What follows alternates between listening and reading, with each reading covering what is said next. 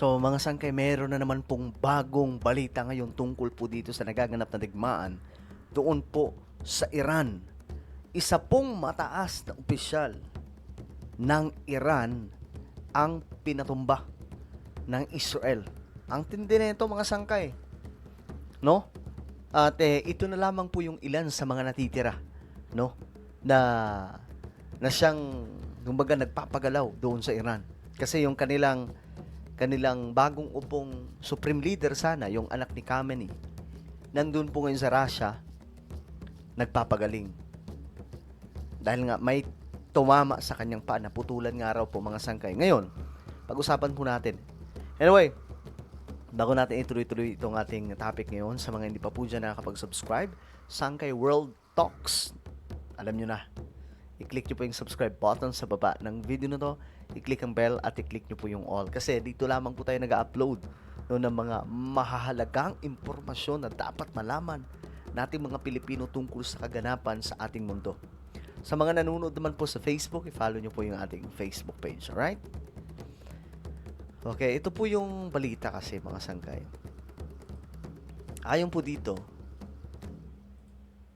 Israel may pinatumba na naman na isang top Iranian official. The intelligence minister in its campaign against the Islamic Republic's leadership and an Iranian offshore natural gas field was struck. Ito po yung inatake po ng Israel mga sangkay. Kung bakit medyo nainis nga po si Trump doon. Kasi nga po hindi daw po alam ni Trump na aatakihin yun ng Israel. Kaya pinagsabihan niya yung Israel na huwag kayong atake nang hindi namin alam. Pero ayun na nga po, napatumba po yung isa sa mataas na opisyal, mga sangkay ng Iran. So nauubos na po sila ngayon. Yung mga matataas na opisyal nila, isa-isa na pong nagva-vanish. Ayan, no? Pinatumba po ng Israel ang isang top Iranian official. Grabe. Iran has been striking its Persian Gulf neighbors. Actually, ito po yung nangyayari ngayon mga sangkay. Inaatake po ng Iran yung mga nasa paligid po. Yung, kung titingnan nyo po yung mapa mga sangkay ng Strait of Hormuz, makikita nyo po doon yung mga nakapaligid po ng mga bansa na kapwa din po nila Muslim. Inaatake po yan ngayon mga sangkay ng Iran. Yun po yung nakakabahala mga sangkay kasi syempre mamaya gumanti ang mga yan. So, ang mangyayari dyan, regional war po yan. Pag nagkaroon po ng regional war, sobrang bilis na lamang po nun na maging World War III. Kasi magkakaroon na po yan ng mga alyansa dyan. Paano kung kumampi pa po yung China at Russia sa Iran? Di malaking gulo yan. Talagang World War III na po yan, mga sangkay. So, ngayon, ang oil price tumaas na naman ng another 5%. So, ganyan po kalala ngayon mga sangkay. At ngayon, ito yung sitwasyon. Tingnan po ninyo. Ito na po lahat ang napatumba ng mga Iranian officials. Balikan natin ito mamaya. Ito muna yung balita tungkol dyan. All right, meanwhile, Israel says it has killed 2 senior Iranian security officials in an overnight strike, including top security official Ali Larijani, seen here in his last public appearance. Ayan po yan siya mga sangkay. Ito yon. Ayan. Siya po yung pinatumba ng Israel. Ito yun. Ang dami na po nila. Mga matataas na opisyal po yan mga sangkay. Pambihira. Okay, tignan po natin. Ito na lang kasi ang natitirang buhay. 4 na lang. So, ito lahat, pinatumba na. So, ito na lang yung natitira na 4, mga sangkay. Maubos na po sila. At a rally in Tehran on Friday. For more on this, I'm joined now by CBS News senior foreign correspondent Imtiaz Tyab, who is live for us in the United Arab Emirates, which is right next to the strait. Imtiaz, thank you for being with us. How influential was Ali Larijani, and has there been any response from Tehran? I mean, there's some speculation that the new supreme leader is either gravely injured or possibly dead.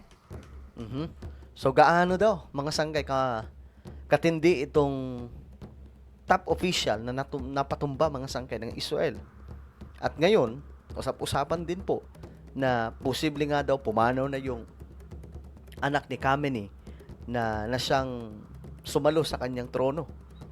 Matapos din po yung pag-atake ng Israel. Alam niyo, masabi ko lang mga sangkay, itong Mossad ng Israel, itong mga Mossad agents ng Israel, talagang mas malulupit pa to kaysa sa CIA eh.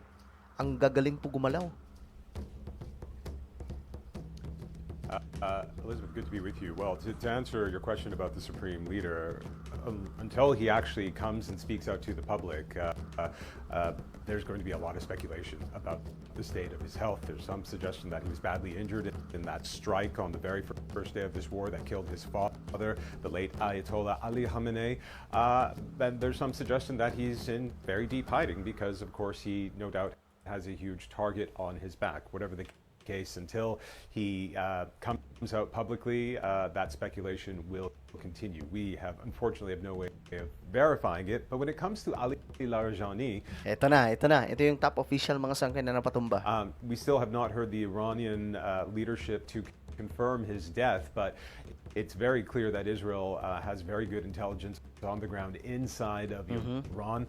They have been very deliberate in targeting Iranian leaders. Galing, no? Ewan ko anong klaseng abilidad para mga ninja eh. Itong Mossad ng Israel eh. Kasi bago po yung pag-atake, malalaman po muna nila eh. Maliban kasi sa technology ng Israel, meron po silang Mossad. Itong mga Mossad na ito, mga agent po yan na magagaling. Very, paano po sila gumalaw, mga sangkay, sobrang lulupit po talaga. Itong mga ito, sila po yung nagde-detect, sila po yung nakakaalam saan ang posisyon ng mataas na leader. Kaya nga po yung mataas na leader ng Iran, di ba, si Ali Khamenei. Ayun, napatumba ng ganun kabilis. Kakaumpisa pa lang ng gera, tapos agad. Not just the supreme leader, but a number of senior leaders. But he would be among the most senior after the Ayatollah Khamenei.